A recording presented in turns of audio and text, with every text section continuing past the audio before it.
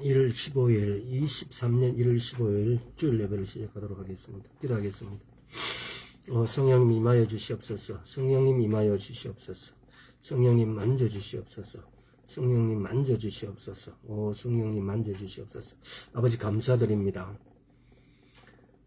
우리가 이렇게 먹고 입고 자는 것 또한 모든 것이 주님의 은혜인데 그것이 마치 당연히 내 노력으로 내가 한 것 같이 생각할 때가 많았습니다.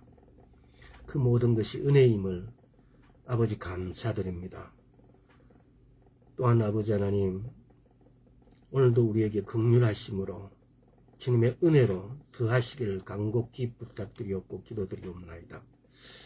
은혜가 있는 곳에 풍성하게 은혜가 있는 곳에 우리가 항상 그 길을 걸을 수 있도록 주여 우리를 가르쳐 주시옵소서. 우리를 인도하여 주옵소서. 감사드리옵고 예수 그리스도 이름으로 기도드리옵나이다. 아멘.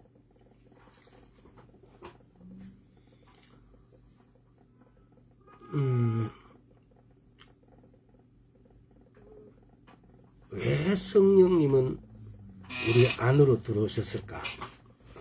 성령님이 내주하신다, 우리 안으로 오실까 이러니까 많은 사람들이 거기에 대해서 별로 이렇게 감흥하지를 못하는 것 같아요.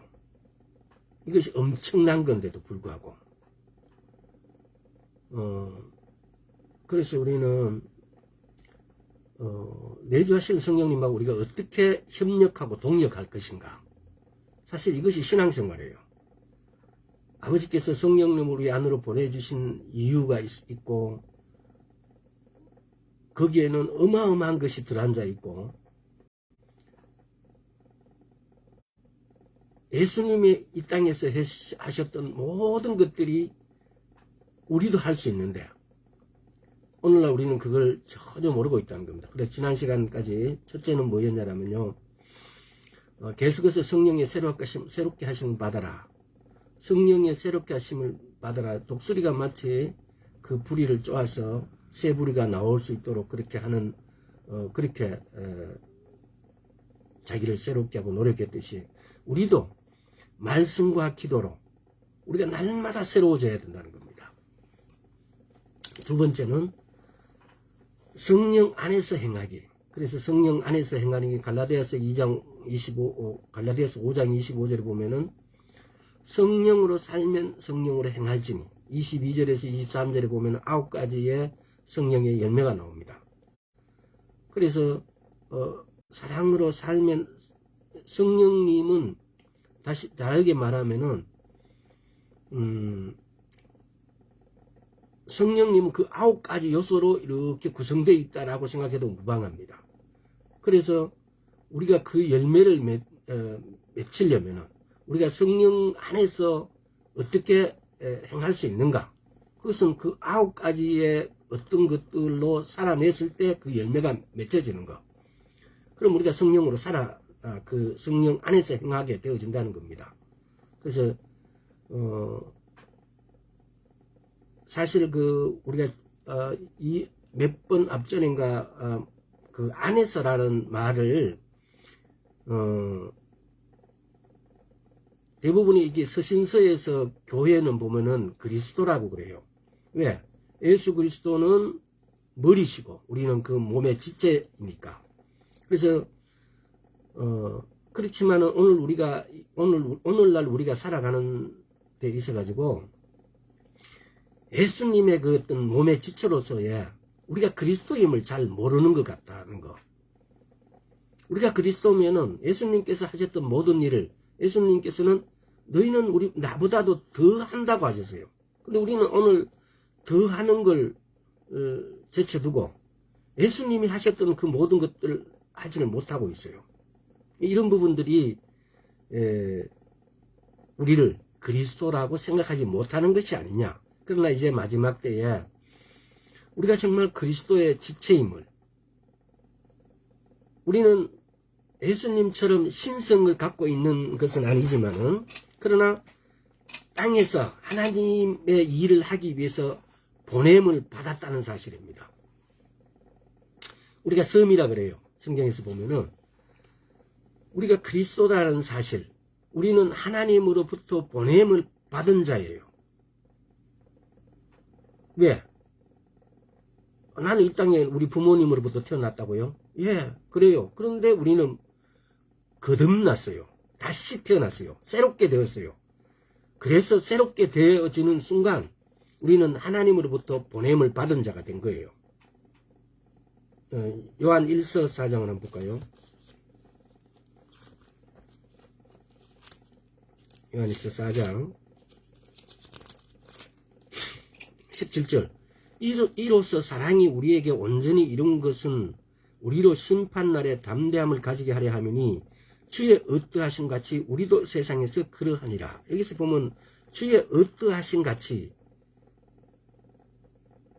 우리도 세상에서, 예수님께서 이 땅에서 갈릴리 바다의 폭풍을 잠재우시고 바람아 멈춰라니까 파도가 멈춰지고 문둥병을 고쳐주시고 이렇게 하는 모든 기적들, 사실 예수님을 믿는다는 것은 우리가 예수님을 믿는 기독교, 우리가 이게 입버릇이 돼서 그런데 사실은 우리는 기독교라고 하는 것도 보면은 엄밀히 말하면은 잘못된 표현이에요.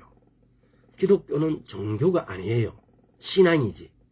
이제 하여튼 우리 입에 또는 우리가 그것을 달리 사용할 어떤 대체 언어가 없기 때문에 그냥 기독교라고 표현하는 거예요. 그러나 우리 마음 속에는 기독교는 종교가 아니고 신앙이라고 생각하고 있어요. 근데 여기서 보면은 예수님께서 주의 어떠하신 같이 우리도 주의 어떠하신 같이 주님께서 바닷물 홍해를 가르시고 문둥병을 치료하시고 병을 고치시고 이렇게 하신 같이 우리도 분명히 여기 세상에서 이렇게 기록되어 있어요. 우리가 죽어서 또는 하나님 나라에 가서가 아니고 세상에서 우리가 그러하니라고 하는데 우리가 그렇게 하지 못하고 있어요. 히브리서 13장 8절에 보면은 어제나 오늘이나 영원토록 동일하시다 그래요. 우리 주님은.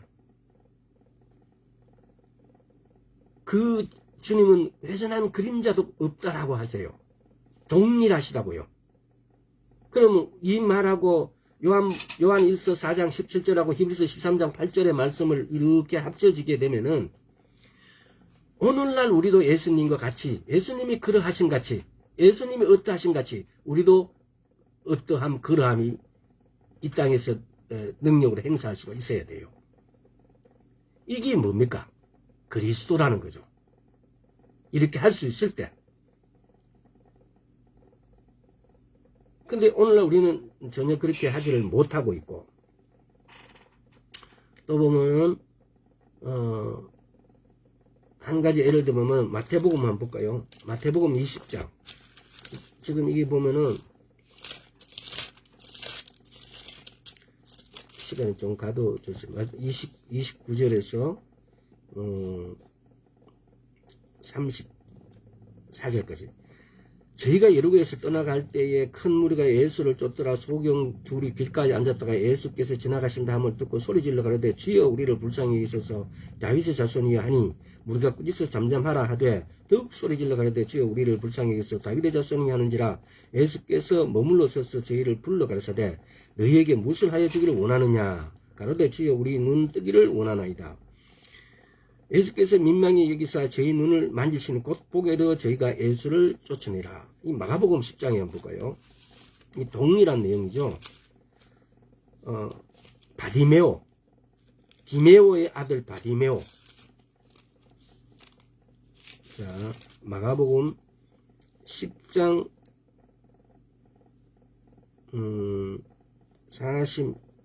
46절부터 52절까지. 저희가 여리고에 이르렀더니 예수께서 제자들과 허다한 무리와 함께 여리고에 나아가실 때에 디메오의 아들인 소경 거지 바디메오가 길가에 앉았다가 나사렛 예수시란 말을 듣고 소리질러 가로되 다윗의 자손 예수여 나를 불쌍히 여기소서 하거늘 많은 사람이 꾸짖어 잠잠하라 하되 그가 더욱 소리질러 가로되 다윗의 자손이여 나를 불쌍히 여기소서 하는지라. 예수께서 머물러 서서 저를 부르라 하시니 저희가 그 소경을 부르며 이르되 안심하고 일어나라 너를 부르신다 하며 소경이 겉옷을 내어 버리고 뛰어 일어나 예수께 나오고는 예수께서 일러 가라사대 내게 무엇을 하여 주기를 원하느냐. 소경이 가로되 선생님이여 보기를 원하나이다. 예수께서 가라사대 가라 내 믿음이 너를 구원하였느니라 하시니 제가 곧 보게 되어 예수를 길에서 쫓으니라. 이게 지금 동일한 말씀 누가복음 18장에도 또 있어요. 한 가지 일이 이렇게 세 군데 기록된 것은 그렇게 흔치가 않은데 이게 지금 세 군데에 기록되어 있어요. 누가복음 18장 35절부터 43절까지 여리고에 가까이 오실 때 한 소경이 길가에 앉아 구걸하다가 쭉 이렇게 41절 내가 무엇을 하여 주기를 원하느냐 가로되 보기를 원하나이다. 예수께서 저에게 이르시되 보아라 내 믿음이 너를 구원하였느니라 하시며 지금 이 말씀에 주께서 그러하신 같이 이렇게 하신 같이 오늘 우리도 이렇게 해야 되는데 우리는 이것이 떠나갔어요. 왜? 오늘 하는 주제하고 맞춰보면은 우리가 성령 안에서 행하지 않기 때문에 우리가 성령 안에서 행한다면은 이런 일들이 그대로 되어져야 돼요. 그래서 엄밀하게 따지면은 안에서라는 이 말이 요한 1서 2장과 4장 등에서 안에서 내가 성령 안에서 요한복음 15장 7절입니까? 너희가 내 안에 내 말이 너희 안에서 우리가 안에 있다라는 것은 내가 성령 안에 내가 성령 안에 있다라는 것은 하나님의 말씀을 지킴으로 요한 1서 2장과 4장을 보십시오. 2, 3, 4장을 보시면은 예수님께서 하나님의 아들이심을 믿음으로 내가 말씀을 지킴으로 사랑함으로 서로 사랑하라는 그 말씀에 사랑함으로 그러므로 내가 하나님 성령님 안에 있다라는 사실이에요. 이거는 충분히 묵상해보고 내 위치가 내가 하나님 안에 성령님 안에 있다는 사실 그리고 오늘 말하는 성령 안에서 행하기 하고는 성령 안에서 행하는 것하고는 약간의 차이는 있죠. 근데 보십시오.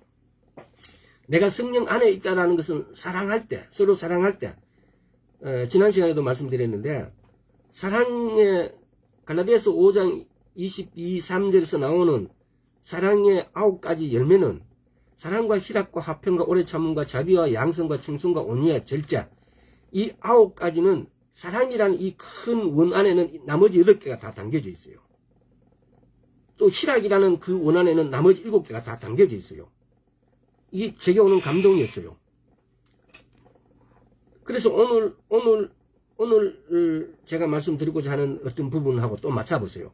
내가 사랑함으로 서로 사랑하는 그 말씀대로 사랑함으로 내가 성령님 안에 있다는 사실 또 성령 안에 있어가지고 성령 안에서 행하게 하고 약간의 차이는 있지만은 비슷한 의미를 갖고 있고 성령 안에 있다는 사실을 내가 어떻게 그것을 행하느냐의 차이죠. 행하느냐 성령 안에 있느냐의 차이. 그래서 내가 성령 안에 있으면은 성령으로 행해야 된다는 겁니다.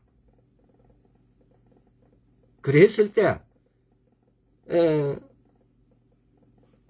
예수님이 그러하듯이 어떠하신 같이 우리도 어떠하고 우리도 그러하신 같이 그러한 일들을 할 수 있다는 겁니다. 그래서 우리는 그의 이름 예수 이름을 가지고 있습니다. 또 예수님의 권세를 가지고 있습니다. 예수님의 긍휼을 가지고 있습니다. 예수님의 사랑을 또 우리는 가지고 있습니다. 근데 우리가 그 안에서 행해야 된다는 겁니다. 보면은요,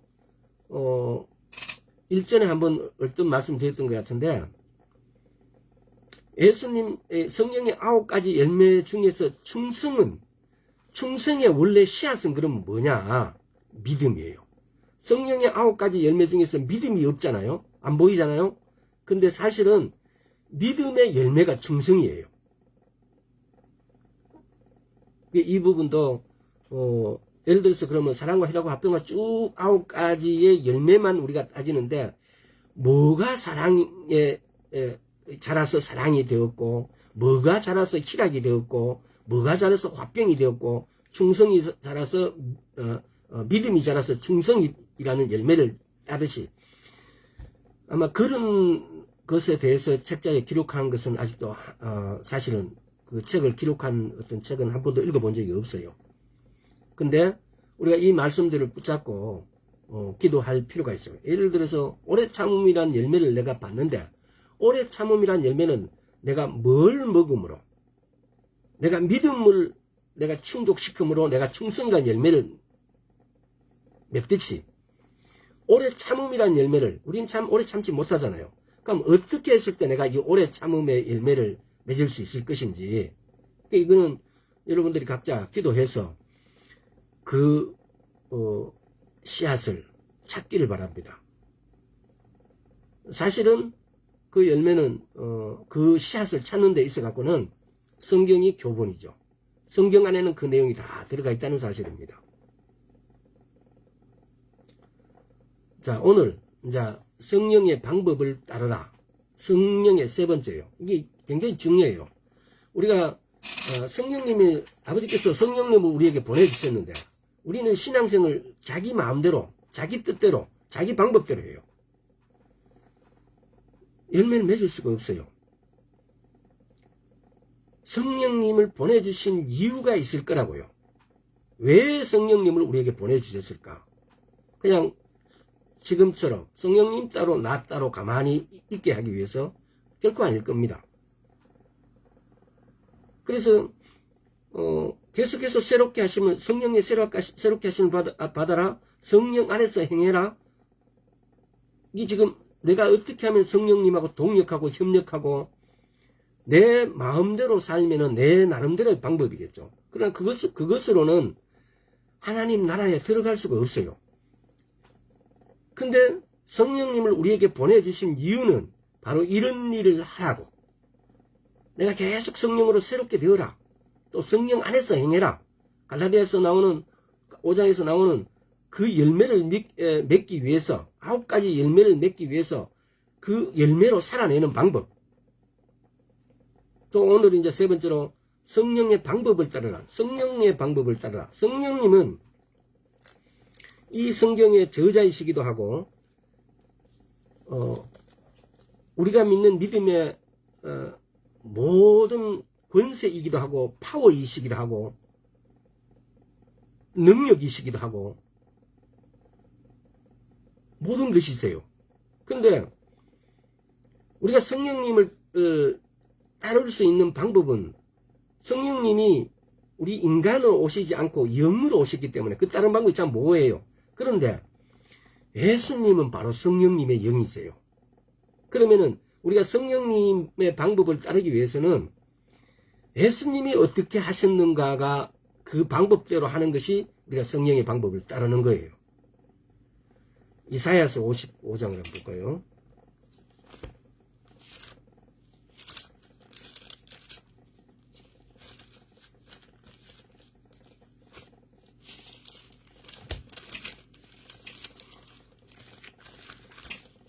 자, 이사야서 55장 9절. 하늘이 땅보다 높은 같이 내 길은 너희 길보다 높으며 내 생각은 너희 생각보다 높으니라. 이걸 보면은 하나님의 길은 보면은 마치 우리가 산에 등산을 할 때, 이 표현을 제가 몇 번 사용해 보는데 우리는 보면은요 그 산에 그 정상에까지 올라가는 데는 여러 가지 방법이 있어요. 어떤 사람은 동쪽으로 올라갔을 것이고 어떤 사람은 서쪽으로, 어떤 사람은 남쪽으로, 어떤 사람은 북쪽에서 이렇게 출발해서 이렇게 올라갔을 겁니다. 그럼 우리는 보면은 자기가 본 것만 가지고 그것이 사실이고 그것이 진리라고 그것이 당연한 거라고 말을 해요. 그래서 상대를 잘 인정하지 않죠. 근데 진리라는 것은 성령님의 방법은 성령님은 우리에게 다양한 방법을 가르쳐 주십니다. 그래서 어떤 사람을 어떻게 했고 또 A라는 사람, B라는 사람, C라는 사람 보면은 다 각자 주님께 오시는 방법이 틀려요. 그래서 이런 부분들 그래서 우리가 때로는 다른 사람을 인정하는 거 굉장히 중요합니다. 지금 여기서도 그러잖아요. 하나님의 생각은 우리 생각보다 더 높대요. 하늘이 땅보다 높은 같이 내 길은 너희 길보다 높으며 내 생각은 너희 생각보다 높으시다고요. 히브리서 5장을 한번 볼까요? 히브리서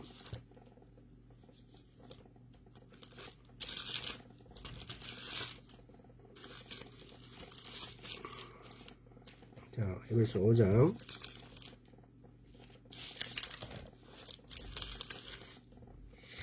8절에서 9절.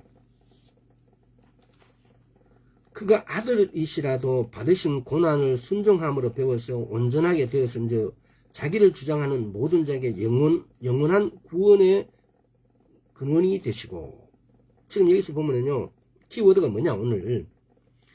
우리가 성령의 방법을 어떻게 따를 것인가, 우리가 예수님의 방법을 어떻게 따를 것인가에 대한 문제예요. 근데 그 여러 가지 방법이 있겠지만 그 중에서 가장 키워드가 되는 것이 고난이에요. 그가 아들이시라도 받으신 고난으로 순종함을 배워서 온전하게 되었대요. 우리는 각자가 그냥 쉽게 말하면 모난 돌이에요. 바닷가에 가보면 모래가 특히 이렇게 바닷가에 이렇게 가보면요, 바닷가에 모래들이 몽돌이 돼 있어요. 돌이 다 동글동글해요. 근데 그 돌들은 보면 대부분의 사람들은 그걸 별로 상상하지 않아요. 거기에 대해서 생각하지 않아요. 근데 그게 파도의 힘에 의해서 실키고 이래서 그게 둥글게 되어지고 매끈매끈하게 되어진 거예요. 나름대로 고난을 받은 거죠. 고난을 통해서 온전하게 하신대요.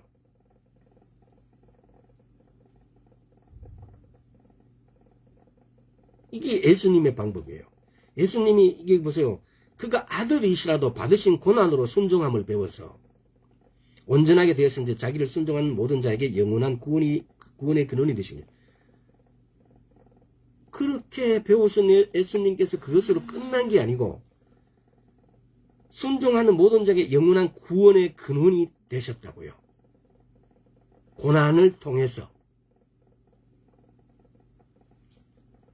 내가 온전하게 되어진다는 거, 다른 말로 하면 내가 성숙하게 되어진다는, 이렇게 온전하게 되었다, 이 말은 성숙하게 되었다는 말로도 우리말 뜻은 비슷합니다. 약간의 동의어입니다. 물론 온전하게 되었다라는 그 말이 더 엄청난 어떤 캐파를 더 가지고 있습니다. 그래서 내가 온전하게 되어지려면은 내게 오는 나도 고난을 통해서, 이게 보면은, 그래서 오늘은 한번 살펴볼 건데요. 하나님이 예를 들어서 주시는 고난, 때로는 마귀가 주는 고난, 우리는 이 땅에 살면서 마귀가 주는 고난도 하나님이 주셨다고 착각할 때가 있고, 하나님이 주신 고난을 받을 때도 왜 하필 내인데 이렇게 하시냐고 이렇게 따질 때가 있어요. 그래서 참 인생을 살다 보면은 기쁜 날은 사실 10분의 1도 안 돼요. 나머지 10% 내지 90, 예를 들어서 95% 이상이 슬프고 힘든 날이죠.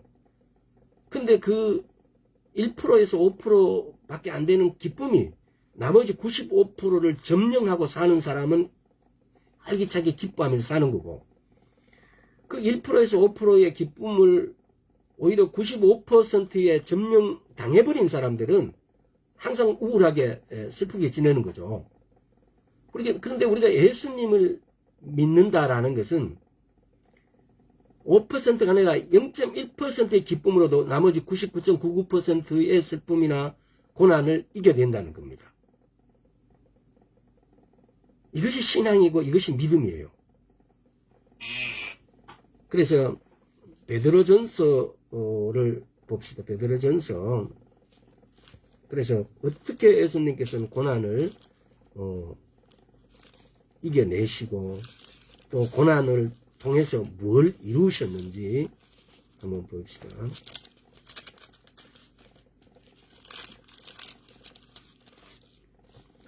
고난을 통해서 이르셨죠.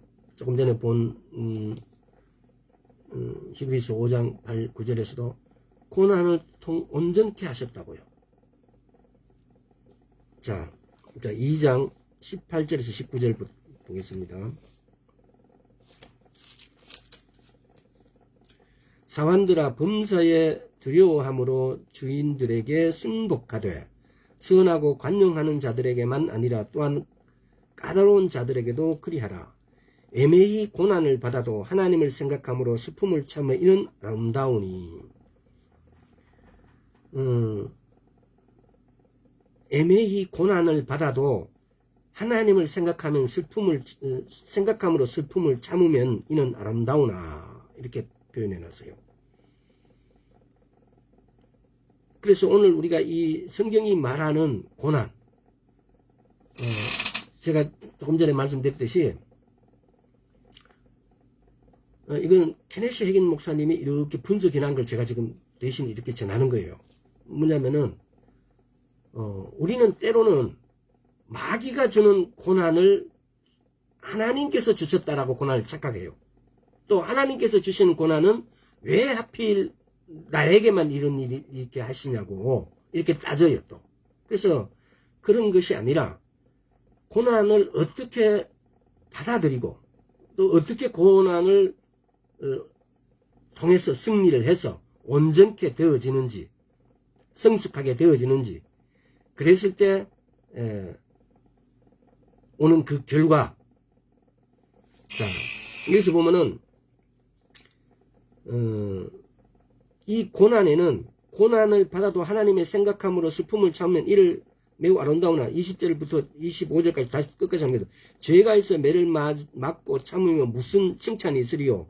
오직 선을 행함으로 고난을 받고 참으면 이는 하나님의 앞에 아름다우니라. 이를 위하여 너희가 부르심을 입었으니 그리스도도 너희를 위하여 그 고난을 받으사 너희에게 본을 끼쳐 그 자체를 따라오게 하려 하셨느니라. 저는 죄를 범치 아니하시고 그 입에 괴사도 없으시며 욕을 받으시되 다시 욕하지 아니하시고 고난을 받으시되 위협하지 아니하시고 오직 공의를 심판하신 자에게 부탁하시며 친히 나무에 달려 그 몸으로 우리 죄를 담당하셨으니 이는 우리로 죄에 대하여 죽고 의에 대해 살게 하려 하심이라. 제가 채찍에 맞음으로 너희는 나음을 얻었나니 너희가 전에 양과 같이 길을 잃었더니 이제는 너희 영혼의 목자와 감독 되신 이에게 돌아왔느니라. 지금 여기서 보면은요, 우리가 대략적으로 알아야 될 것 중에 하나가 뭐냐면요, 24절에 친히 나무에 달려 그 몸으로 우리 죄를 담당하셨대요. 이는 우리로 죄에 대하여 죽고 의에 대해 살게 하려 하십니다. 제가 채찍에 맞음으로 너희는 나음을 얻었나니. 그럼 여기서 말하는 고난 중에서 특별히 예수님께서 채찍에 맞으심으로 우리인데 질병은 없어야 된다는 겁니다. 이것은 질병은 하나님께 우리에게 주시는 하나님의 고난이 아니라는 겁니다.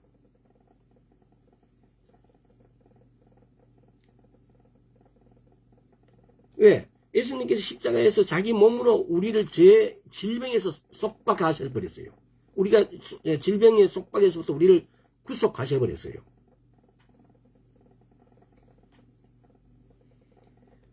우리를 완전 속량하셔버렸어요.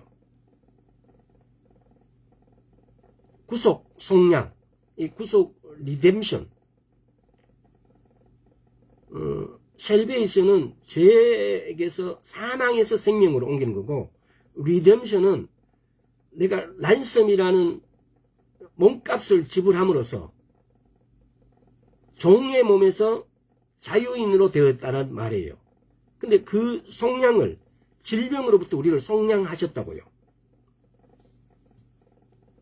또 베드로전서 2장 24절을 한번 보고 요 그대로 아직 놔두고 베드로전서 2장 24절 2장 24절 이 구절이 우리가 질병으로부터 완전 속량하셨다고요. 20절부터 21절 다시 보겠습니다. 죄가 있어 매를 맞으면 참으면 무슨 칭찬이 있으리요. 오직 선을 행함으로 고난을 받고 참으면 이는 하나님 앞에 아름다우니라. 이를 위하여 너희가 부르심을 입었으니 그리스도도 너희를 위하여 그 고난을 받으사 너희에게 본을 끼쳐 그 자취를 따라오게 하려 하셨느니라. 지금 여기서 우리가 크게 두 가지 구분해야 될 수 있는 것은 뭡니까? 고난을 대체하신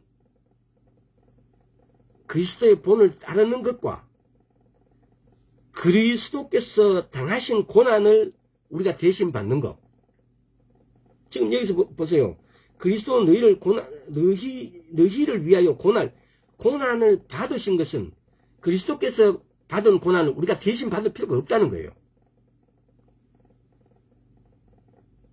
고난을 어떻게 대처하셨는가에 대해서 고난에 대처하신 그리스도는 우리가 본을 받을 필요가 있지만은 그리스도께서 받은 고난을 우리가 다시 받을 필요가 없다는 겁니다. 지금 이 말은요. 그리스도도 너희를 위하여 고난을 받으사 너희에게 본을 끼쳐 너희 자체를 따르게. 예수님께서 받은 고난을 우리가 24절에는 지금 이게 눈이 가깝게 보면은 잘 안 보여서 이렇게 헷갈리는 겁니다. 24절에 보면은 예수님께서 우리의 질병을 매맞음으로 우리 질병을 속량하셔버렸어요. 따라서 그리스도께서 당한 고난을 우리가 대신해서 우리가 다시 그걸 받을 필요는 없습니다. 지금 질병은 예수님께서 받으셨기 때문에 우리가 대신 다시 받아야 될 필요가 없다는 겁니다. 그러나 그리스도 너희를 위하여 고난을 받으사 너희에게 본을 끼쳐 그 자취를 따르게. 여기서 그리스도께 자취를 따라오게 하는 거. 예수님께서 고난을 어떻게 대처하고 어떻게 받으셨고 어떻게 결론을 지으셨는가, 이것은 우리가 따라가야 될 길이에요. 그러나 예수님께서 매 맞으심으로 속량하신 고난, 질병에 대해서 우리가 받을 필요가 없다는 겁니다. 지금 우리가 이 구절을 읽으면서 이걸 파악을 해야 돼요. 21절 보세요. 이를 위하여 너희가 부르심을 입었으니 그리스도도 너희를 위하여 고난을 받으사 너희에게 본을 끼쳐 그 자체를 따라오게 하려 하셨으니, 예수님이 고난을 어떻게 대처하시는가는 우리가 따라가야 돼요. 그 자체를 본을 따라가야 돼요. 그러나 그분이 몸값을 지불한, 쉽게 말하면은 매를 맞으면서 그분의 몸값을 지불하셨어요. 질병에 대해서는 그 값을 지불하셨다고요. 근데 그걸 우리가 다시 나도 받겠다라고 할 필요는 없다는 겁니다.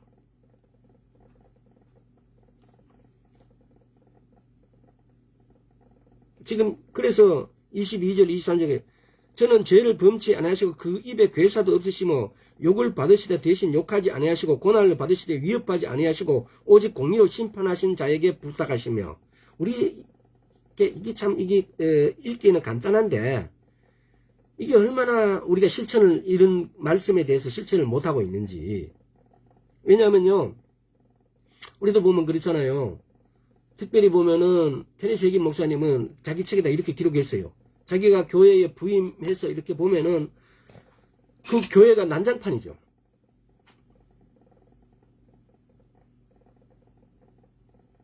또 어떤 설교를 갔는데 자기보다 앞에 설교한 사람이 완전 신유에 대해서는, 병 고치는 것에 대해서는 완전 그거는 가짜다고, 요즘은 그런 하나님 아니다, 이렇게 설교를 해버려요.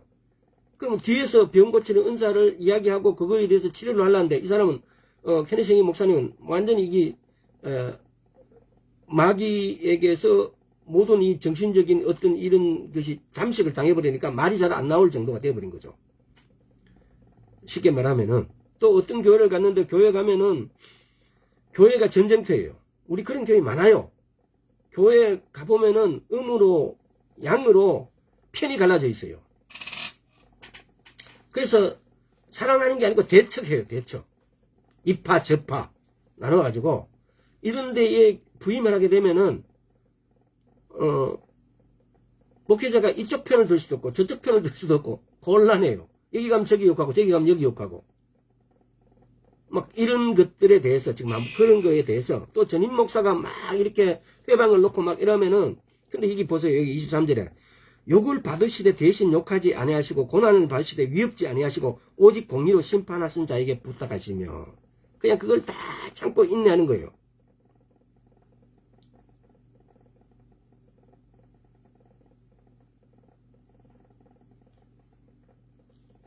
세상 사람들이 수군거리고 욕하고 그걸 한마디도 그 욕을 나도 반사하지 않는다는 겁니다. 그냥 오직 말씀만 전하는 거죠. 공의로 심판하신 자에게 부탁하고 오직 나는 하나님 말씀만 전하는다는 겁니다. 이게 쉬운 게 아니에요. 우리 일반 사람들도 빌립보서 2장 한번 볼까요? 이 다 찾으려면 시간이 많이 가니까 빌립보서 2장 제가 한번 읽을게요. 오히려 자기를 빌어 종의 형체를 가져 사람들과 같이 되었고 자기를 비어 종의 형체를 가져 사람들과 같이 예수님께서 하나님이시잖아요. 근데 그분이 자기를 비웠대요. 비워. 오히려 종의 형체를 가져 사람과 같이 되셨다고. 이걸 다른 번역본을 보면요. 그는 그의 권능과 영광을 버리셨고 그저 평범한 사람이 되셨습니다.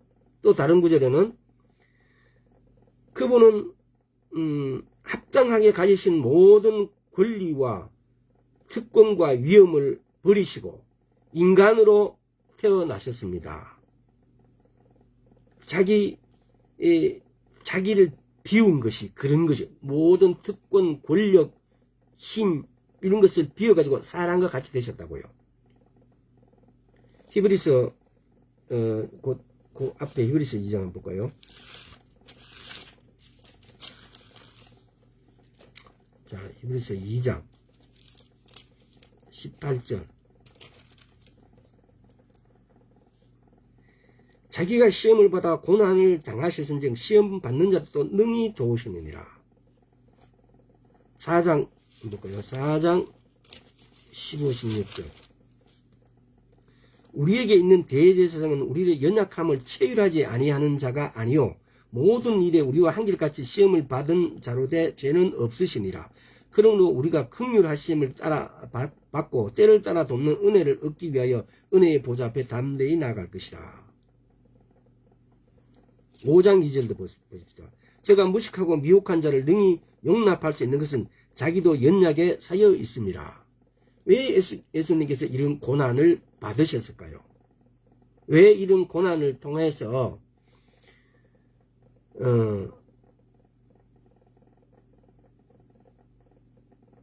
우리에게 뭘 보여주시기 위해서? 그래서 우리는 우리에게 고난이 주는 유익, 나중에 찾아보겠습니다만은 그냥 찾아볼까요? 10편 볼까요? 10편 119편.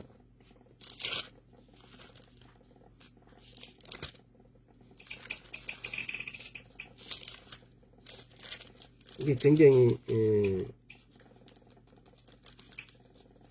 중요한 거죠. 자, 10편 119편에 보면은 67절에 고난 당하기 전에 내가 그릇 행하였더니 이제는 주의 말씀을 지키나이다.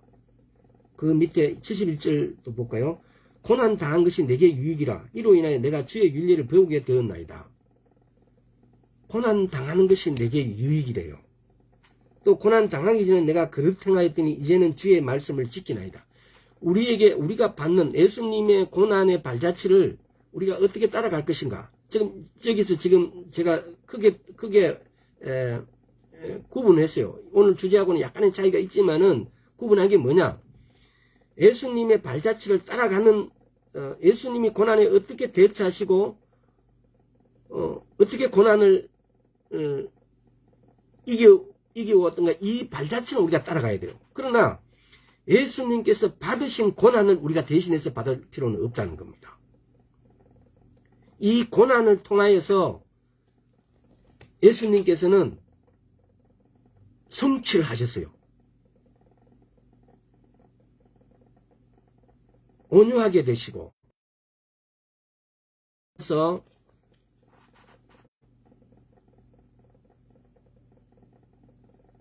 그것을 통해서 우리에게 발자취를 보여주시고 고난을 통해서 십자가에 못 박혀 죽으신 가장 큰 고난이죠. 못 박혀 죽으심으로 인해서 우리를 구원할 수 있게 되셨고 작은 고난을 통해 갖고도 그분이 너희도 이런 일이 있을 거니까 그러면은 너희도 내 제자니까 내 길을 따라오라 라는 걸 보여주신 거죠. 그래서 우리가 성령의 방법을 어떻게 따를 것인가, 어떻게 하는 것이 예수님의 방법, 성령님의 방법을 따르는 것인가는 가장 대표적인 것이 고난이에요.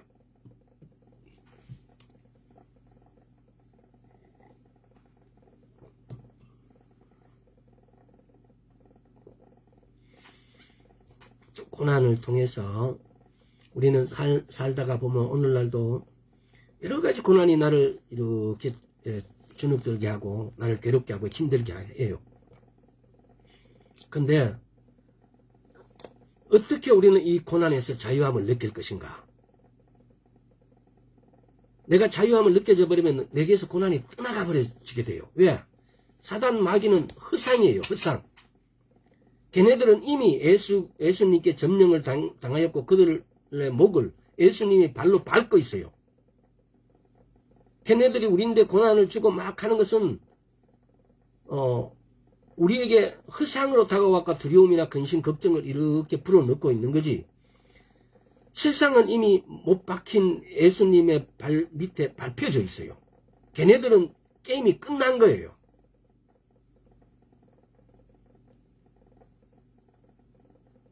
이런 부분들이 우리인데 실제화되지 않았다면 이걸 우리가 실제화하는 것이 우리가 믿음에 성숙해 되어지고 고난을 통한 유익감으로 우리가 온화하게 되어지고 우리가 성숙하게 되어졌다는 걸 말합니다. 우리가 다 부족해서 오늘날 이렇게까지 되어 있지 않지만은 그러나 날마다 우리가 말씀께로 날마다 그 말씀을 붙잡고 기도를 한다면은 그렇다면은 우리도 성숙되어지고 성장되어져서 어느 날 그 사탄 마귀의 목을 우리 발로 밟고 있을 것입니다. 그럼 사도들은 그러면 고난을 어떻게 받아왔는지 사도행전 한번 볼까요? 사도행전 5장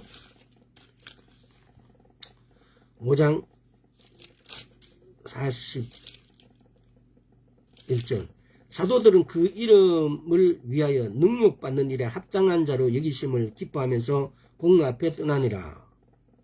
사도들은 그 이름을 위하여 누구 예수 그리스도 이름으로 위하여 능력받는 일에 고난받는 일에 합당한 자로 여기심을 기뻐하면서 공의 앞을 떠나니라. 바울은 행전 9장을 한번 볼까요? 자 10절에서 16절까지 한번 읽어보겠습니다.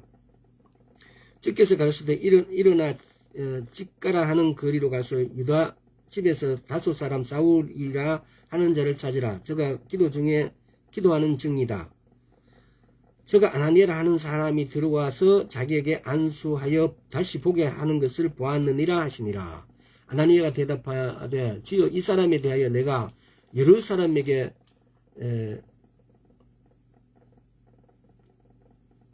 듣사온즉 그가 예루살렘에서 주의 성도에게 적지 않은 해를 끼쳤다 하더니 여기서도 주의 이름을 부르는 모든 자를 결박할 권세를 대제사장에게 받았다 하나이다. 주께서 가르치되 가라. 이 사람은 내 이름을 이방인과 임금들과 이스라엘 자손들 앞에 전하기 위하여 택한 나의 그릇이라. 그가 내 이름을 위하여 해를 얼마나 받아야 할 것을 내가 그에게 보이리라 하시니 내 이름을 위하여 해를 얼마나 받아야 할 것을. 해가 뭔가 고난 아닙니까? 여기서 자 그러면 바울이 받은 고난이 그럼 구체적으로 어떤 건지 한번 고린도후서를 한번 볼까요?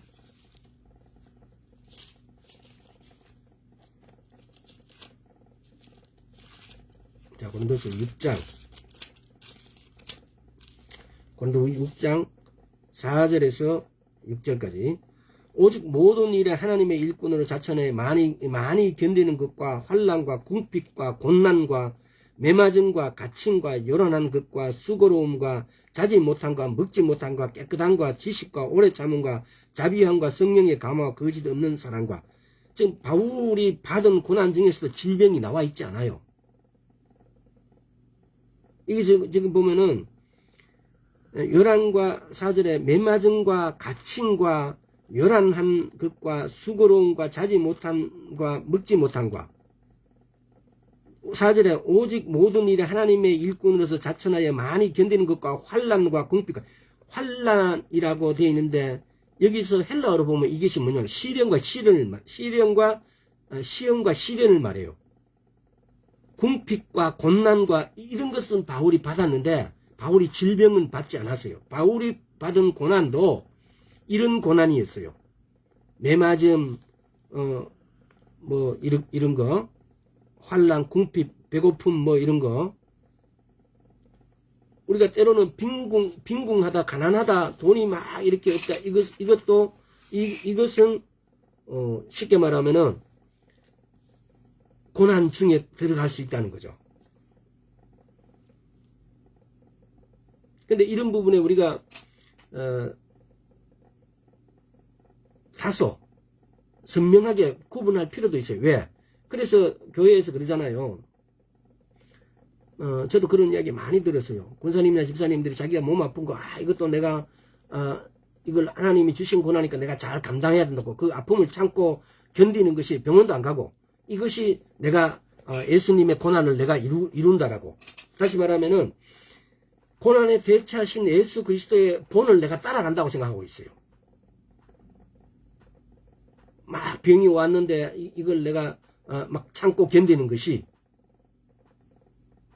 그렇게 되면 어떻게 돼요? 결국은 마귀의 능력만 활성화시켜지게 되는 것밖에 안 돼요.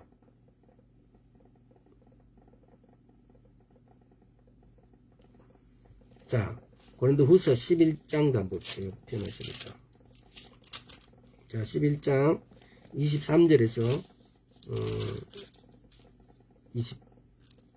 28절까지요.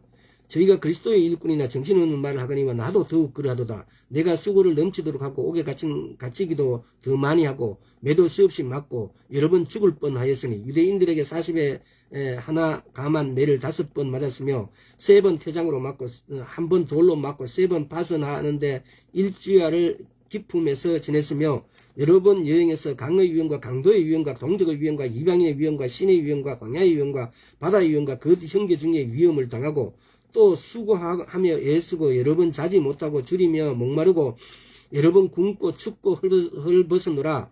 이와 같은 일은 고사고 오히려 날마다 내 속에 눌리는 일이 있으니 곧 모든 교회를 위하여 염려하는 것이라. 이런 것들이 바울이 받은 고난이에요.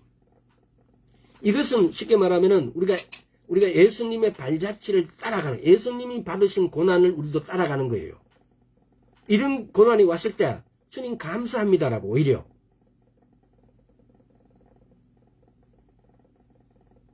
이런 고난이 왔을 때 우리는 고난이 유익이다. 고난 전은 내가 알지 못했으나 내가 고난 받고 내가 하나님을 알게 되었다라고 이걸 하나님께 오히려 올려드릴 수 있고 이런 고난이 왔을 때 주님 감사합니다라고 오히려 주님께 올려드릴 수 있습니다. 오히려 주님께 영광을 올려드릴 수가 있는 겁니다. 또 우리는 여성분들 보면 그러잖아요. 독한 시어머니 만났다. 이 고난이에요. 어떻게 보면은 나쁜 친구를 만나는 거, 또 비방하는 어떤 이런 사람들. 여기서는 이런 말하고 저기서는 저 말하고 막 말을 옮기고 막 이렇게 하는 것들. 그러니까 이런 것은 고난의 어떤 파트예요. 그렇다고 해도 우리가 이 고난을 잘 분별할 필요가 있어요. 하나님이 허락하신 고난인지, 하나님 주신 게 아니고 하나님이 허락하신 고난인지, 아니면은 마귀가 가져다 둔 고난인지.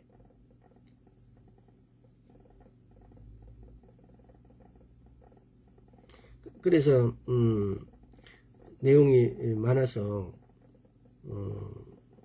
들으셨으면 좀 빨리 진행해야 되겠네. 좀.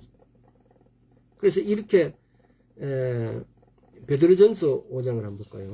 다시.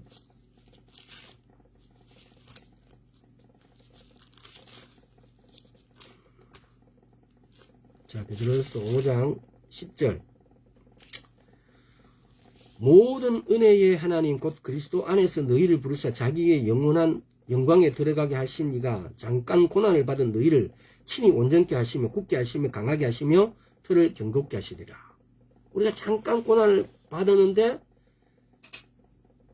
그걸로 갖고 우리를 온전케 하시고 틀을 굳게 강하게 하신다고. 틀을 굳게 하신다고요.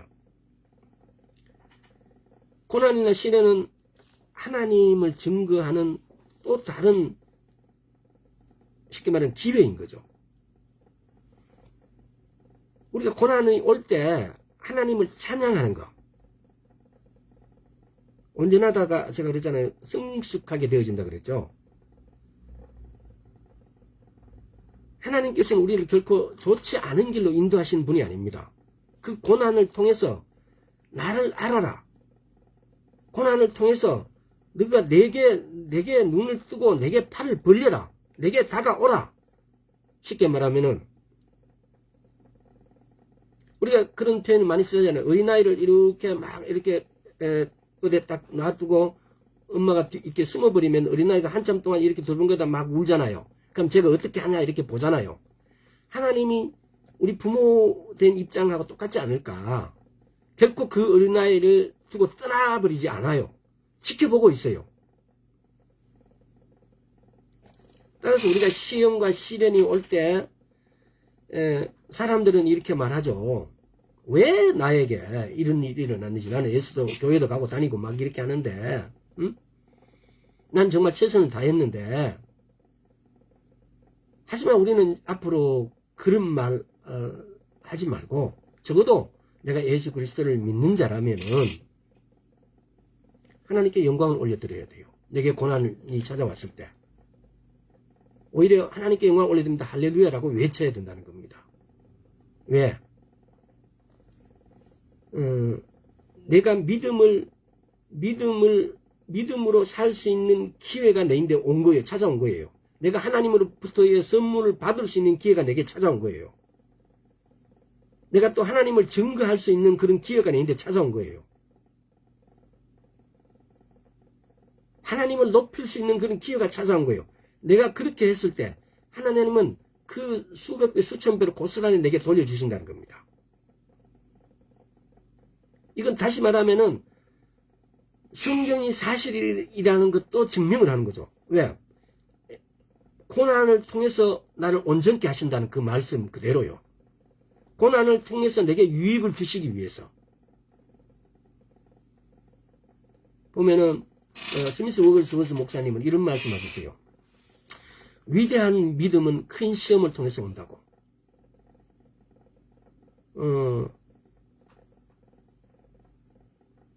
위대한 승리는 위대한 전투에서 온다고요. 로마서 10장 17절 보면은 들음은 들음으로, 말씀을 들음으로, 믿음은 들음에서, 들음은 그리스도의, 예수 그리스도의 말씀으로 말미암는다고 그랬어요. 우리가 온전케 되어지는 것,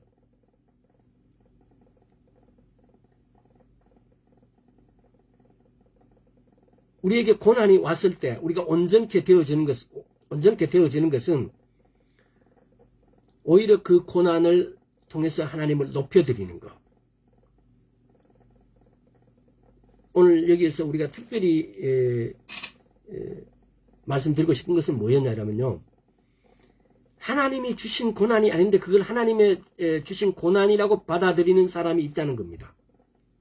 그래서 특별히 질병에 대해서는 예수님께서 이사야서 53장에서 베드로전서 2장 24절에서 매 맞으심으로 인해서 질병은 예수님께서 짊어지셨고 그거에 대해서는 끊어버리셨어요.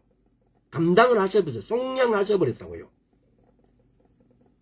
근데 우리는 많은 사람들이 질병을 주님께서 주시니까 내가 잘 감당하겠다고 열심히 견디는 사람이 있어요. 근데 오늘 찾아봤잖아요. 고린도 후서에서 바울이 당한 고난 중에서는 질병이 없었어요.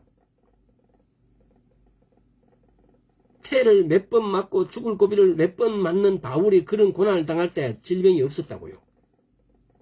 환난을 당했다 뭐 이렇게 하는 것도 시련 어떤 이런 것이었지, 그 헬라어 원어가 시험 시련이었지 그것이 질병이 아니었다고요. 어떤 구절을 찾아봐도 고난을 당했는데 그 고난이 질병이라는 단어는 없다고요.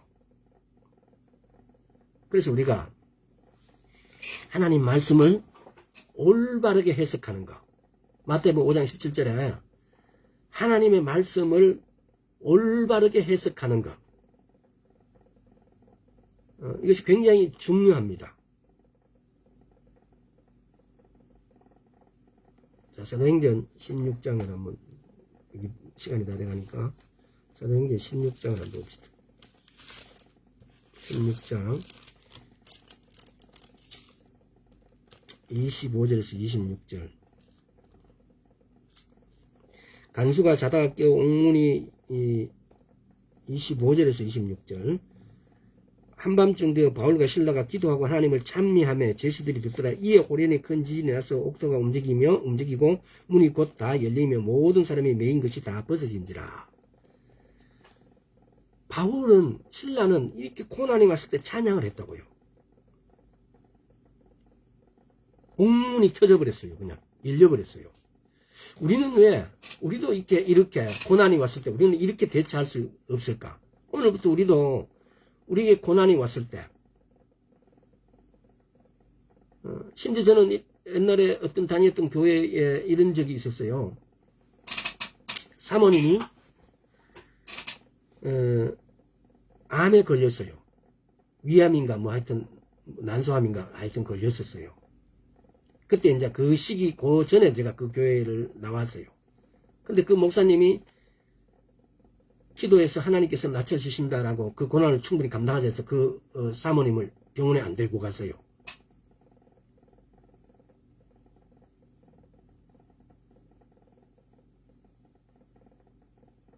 그래서 어느 순간 이제 처음에 가서 그걸 수술해버렸으면 간단하게 요즘 암 걸려도 수술해보면 대부분이 다 치유가 돼요.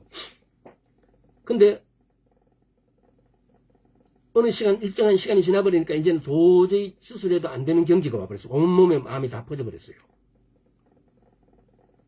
그래서 그 사모님은 돌아가셨어요. 근데 그 목사님은 사모님 돌아가시고 3달도 안 되고 결혼해버렸어요. 그래서 내가 그때 막 욕을 버적으로 내 속으로 아무도 안 들었지만 욕을 막 했어요. 나쁜 놈이라고. 더러운 놈이라고.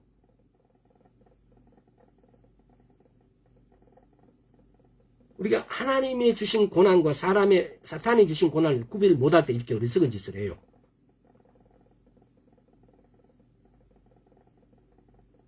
고난이 내게 유익이라고 할 수 있는 고난은 고린도후서 10장을 읽어보세요. 지금 제가 지금 앞에서 찾아왔던 그런 부분들입니다. 고린도후서 6장하고 고린도후서 11장에서 바울이 받은 모든 고난이 그런 고난이 우리가 받아야 될 고난이에요. 그걸 통해서 우리는 하나님께 영광을 올려드릴 수 있는 거고. 요즘 암도 병원에서 다 치유하고 다 수술하고 다 하니까 그런 암이 걸렸을 때 빠르게 바로 가서 수술하는 것이 그것이 하나님의 뜻이에요.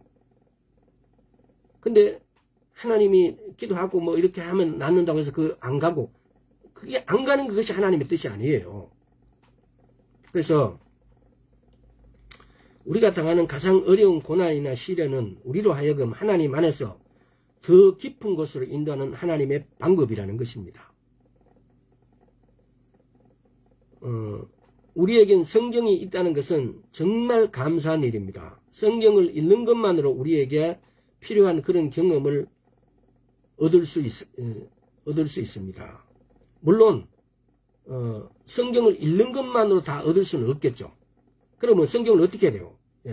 성경 말씀대로 실천할 때 우리가 믿는 것 자체는 믿음은 행함까지. 행함이 없는 믿음은 죽은 거라고 그랬어요.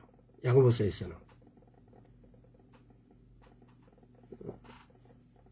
믿음은 순종 플러스 신뢰.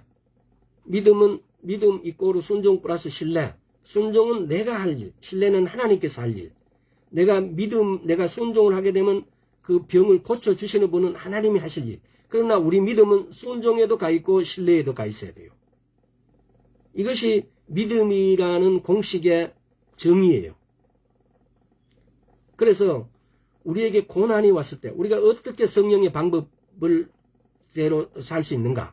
어떻게 성령의 방법을 따르는가? 고난이 왔을 때 오히려 그 고난을 찬양으로 하나님 아버지께 올려드리는 겁니다. 그러나 우리가 받지 말아야 될 고난을 이것도 하나님이 주신 고난이라고 받는 경우가 왕왕 있기 때문에 아마 포커스가 그걸로 너무 많이 간 것 같습니다. 그러나 진짜 포커스는 우리가 어떻게 하면 성령님하고 합력할 것인가? 어떻게 하면은 내 안에 계신 성령님하고 동역할 것인가? 물론 가장 중요한 것은 이 성령님의 음성을 내가 듣는 거예요. 이 성령님하고 내가 의사가 소통돼야만이 이 세 가지를 할 수가 있는 거예요, 사실은. 성령이 새롭게 하시는 받고 성령 안에서 행하고 성령의 방법을 따르는 거예요. 성령님은 예수님이 살아왔던 그 발자취, 우리 사도들이 살아왔던 발자취가 뭡니까? 고난이 내게 유익이라. 고난을 통해서 하나님께 영광을 올려드리는 거예요. 이 세 가지를 여러분 기억하셔야 됩니다. 왜? 지금 내가 성령의 음성을 못 듣더라도 이 세 가지를 통해서 내가 하나님의 성령님의 음성을 들어야 돼요. 내가 성령 안에서 행함으로 인해 가지고 내 안에 공명이 옵니다. 인터너 위트니스로, 내적 증거로. 성령님은 대부분이 내적 증거로 말씀하십니다. 말씀으로 말씀하시고 내적 증거로 말씀하십니다. 이것을 통해서 우리는 성령님하고 동력을 해가는 것이 신앙생활이에요. 너무 중요하기 때문에 조금 오랜 시간 동안 이걸 다뤘습니다. 그러나 이것도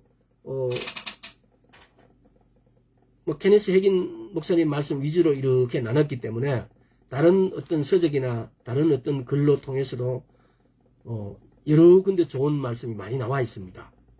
그러나 그것보다 더 중요한 것은 내가 직접 인터넷 위트니스, 내적 증거의 음성을 듣는 겁니다. 그렇게 하려면은 내가 성령님께 내 귀를, 내 마음을, 내 생각을 기울여 줘야 됩니다. 내가 성령님께 나의 이것이 이렇게 향해 있을 때, 내 의지나 생각과 마음이 이것이 이렇게 내 혼의 영역이 이렇게 쓰여져 있을 때, 내 영의 영역들이 이렇게 가 있을 때, 그때 성령의 음성은 그렇게 자주 하시는 게 아니라고 그랬죠. 그래서 성령의 내적인 증거, 위트니스, 때로는 내적 직감을 우리에게 말씀하십니다. 이것을 듣는 것이 신앙생활이라고요. 또 이것을 듣기 위해서는 첫째는 계속해서 성령의 새로하심을 받아야 되고 성령 안에서 행해야 되고 성령의 방법을 따라야 됩니다. 굉장히 중요합니다. 이것이 신앙생활이라고요. 제가 한 말이 부족하고 충분하게 어떤 맥들을 이렇게 다루지 못했다고 해도 여러분 이걸 듣고 이걸 자꾸 감상하고 묵상해야 됩니다. 이걸 자꾸 붙잡고 늘어져야 됩니다. 그랬을 때 여러분의 귀가 열려지게 되어질 것이고 성령님하고 동력을 하게 되고 합력을 되고 그분하고 동행하게 되어지는 겁니다. 이것이 그분을 우리에게 보내주신 이유예요. 오늘 여기까지 하겠습니다. 아버지 하나님 감사합니다. 날마다 새롭게 되어지고 성령 안에서 행하고 성령의 방법을 따르는 이 문제를 우리가 날마다 생각하고 날마다 성령님께 우리의 생각과 마음과 우리의 영이 이렇게 꼽혀져 있기를 소원합니다. 성령님 우리를 인도하여 주옵소서. 우리를 만져주시옵소서. 그리하여서 우리가 성령의 방법을 따르는 자, 성령 안에서 행하는 자, 성령으로 날마다 새롭게 되어진 자 되게 주여 통치하여 주옵소서. 감사드렸고 우리 주 예수 그리스도의 이름으로 기도드리옵나이다. 아멘. 오늘 여기까지 하겠습니다.